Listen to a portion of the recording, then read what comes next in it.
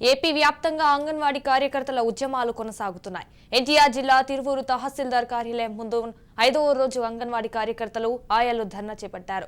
ఈ ధర్నాలో గంపలగూడెం మండలం పెనుగోలును గ్రామానికి చెందిన అంగన్వాడీ కార్యకర్త లింగమ్మ సొమ్మసిల్లి పడిపోయారు.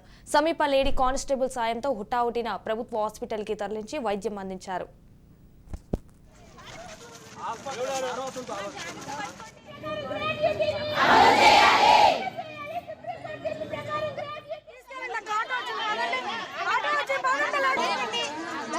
లేపండి